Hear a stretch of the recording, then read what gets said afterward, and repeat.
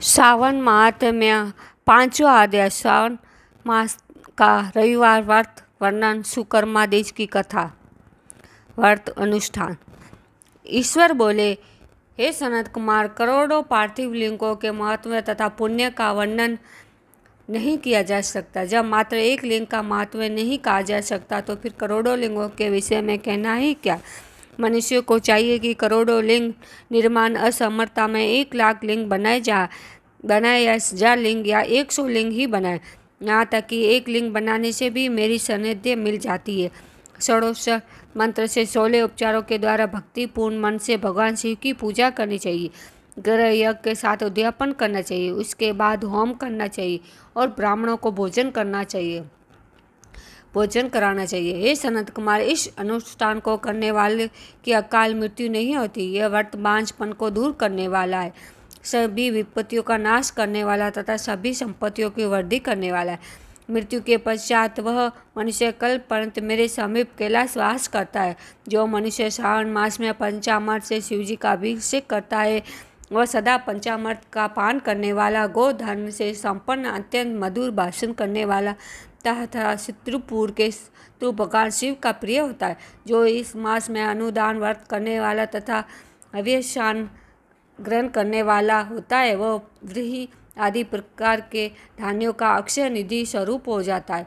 पत्तल पर भोजन करने वाला श्रेष्ठ मनुष्य सुवर्ण पात्र में भोजन करने वाला तथा शाक को त्याग करने से शाक करता हो जाता है।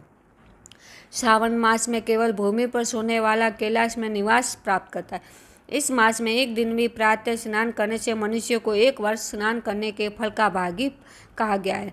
इस मास में चैतन्य होने से इंद्रिय बल प्राप्त होता है। इस मास में स्फुटिक, पाषाण, मृत्तिका, मरकट, मणि, पिट, पीटी, धातु, चंदन, नवनीत आदि से निर्मित अथवा अन्य किसी भी शिवलिंग में, साथ ही किसी स्वयं आविर्भूत न हुए लिंग में श्रेष्ठ पूजा करने वाला मनुष्य सैकड़ों ब्रह्म हत्या को भस्म कर डालता है।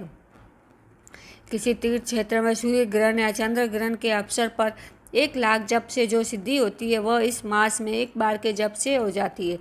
अन्य समय में जो 1000 नमस्कार और प्रदक्षिणा की जाती है, उनका जो फल होता है वह इस मास में एक बार करने से ही प्राप्त हो जाता है। मुझको प्रिय इस श्रावण मास में वेद पारायण करने पर सभी वेद मंत्रों की पूर्ण रूप से सिद्धि हो जाती है। श्रद्धा युक्त होकर इस मास में 1000 बार पुरुष सूक्त का पाठ करना चाहिए, अतः कलयुग में उसका 4 गुना पाठ करना चाहिए, अथवा वर्ण संख्या का 100 गुना पाठ करना चाहिए, अथवा वह करने में असमर्थ हो तो आलस्यहीन होकर मात्र 100 पाठ करने चाहिए। ऐसा करने वाला मनुष्य ब्रह्म हत्या आदि पापों से मुक्त हो जाता है, इसमें कोई संदेह नहीं है। गुरु पत्नी के साथ संसर्गजन्य पाप के लिए यही मान प्रायश्चित है। इसके समान पुण्यप्रद, पवित्र तथा पाप नाशक कुछ भी नहीं है। पुरुष सूक्त के जप के बिना इस मास में एक दिन भी व्यतीत नहीं करना चाहिए। जो मनुष्य इस फल को अर्थवाद कहता है, वह नरकगामी होता है। इस महीने में संविदा, चारू, तिल और घर से गृह यज्ञ होम करना चाहिए।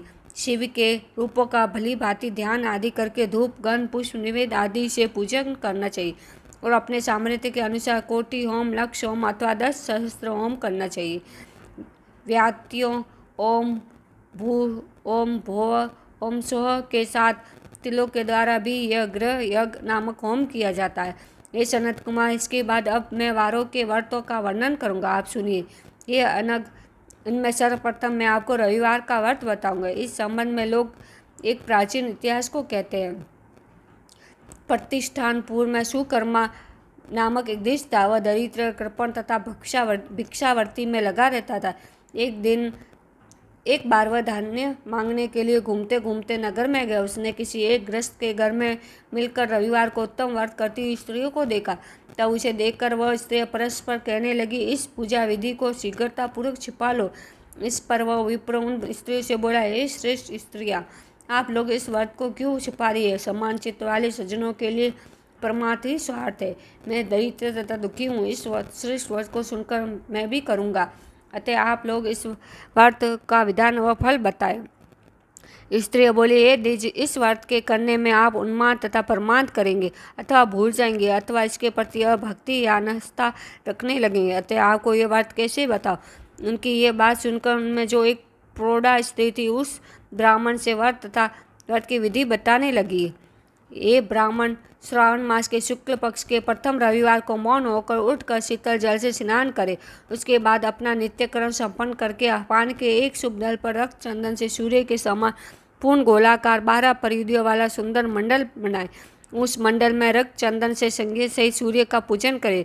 उसके बाद घुटनों के बल भूमि पर झुककर 12 मंडलों पर अलग अलग रक्त चंदन तथा जपा कुसुम से मिश्रित अर्ध्य श्रद्धा भक्ति पूर्वक सूर्य का प्रदान करे और लाल अक्षत जपा कुसुम तथा अन्य उपचारों से पूजन करे।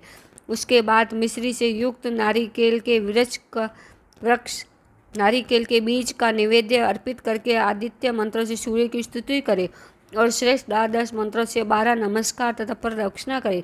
इसके बाद 6 तंतुओं से बनाए गए सूत्र में 6 ग्रंथियों बनाकर देवस्य सूर्य को अर्पण करके उसे अपने गले में बांधे और पुनः 12 फलों से युक्त वायन ब्राह्मण को प्रदान करें। इस व्रत की विधि को किसी के सामने नहीं सुनाना चाहिए। हे विप्र, इस विधि से व्रत किए जाने पर धनहीन व्यक्ति धन प्राप्त करता, पुत्रहीन पुत्र प्राप्त करता, कोढ़ी कोढ़ से मुक्त हो जाता, बंधन में पड़ा से छूट जाता, रोगी व्यक्ति रोग से मुक्त हो जाता। ये विपेंद्र, अधिक कहने से क्या प्रयोजन। साधक जिस अभिष्ट की कामना करता वह इस व्रत के प्रभाव से उसे मिल जाता है। इस प्रकार श्रावण के 4 रविवार और कभी कभी 5 रविवार में इस व्रत को करना चाहिए। इसके बाद व्रत की संपूर्णता के लिए उद्यापन करना चाहिए। ये विपेंद्र, आप भी इसी प्रकार करें, इससे आपकी सभी कामनाओं की सिद्धि हो जाएगी। इसके बाद उन पतिव्रताओं का नमस्कार कर वह ब्राह्मण अपने घर आ गया। उसने जैसा सुना था उसी विधि से उस संपूर्ण व्रत को किया और अपनी दोनों पुत्रियों को भी वो विधि सुनाई। उस व्रत के सुनने मात्र से शिवजी के दर्शन से तथा उनके पूजन के प्रभाव से वो कन्या देव गणाओं के सदृश हो गई। उसी समय उस ब्राह्मण के घर में लक्ष्मी ने प्रवेश किया और वह अनेक उपाय तथा निमित्तों से धनवान हो गए। किसी दिन उस नगर के राजा ने ब्राह्मण के घर से होकर राजकुमार से जाते समय खिड़की में खड़ी उन दोनों सुंदर अनुपममय कन्या को देख लिया। तीनों लोकों में कमल, चंद्रमा आदि जो भी सुंदर वस्तुएं उन्हें वह दोनों कन्या अपने शरीर के अवयव से तिरस्कार कर रही थी।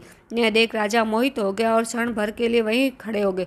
ब्राह्मण को शीघ्र बुलाकर उन्होंने दोनों कन्या को मांग लिया था। उस ब्राह्मण ने भी हर्षित होकर दोनों कन्या राजा को प्रदान कर दी। उस राजा को पति रूप में पाकर वह कन्या भी प्रसन्न हो गई। वह स्वयं इस व्रत को करने लगी और पुत्र पुत्रा से संपन्न हो गई। हे मुने, महान ऐश्वर्य देने वाले इस व्रत को मैंने आपसे कह दिया है।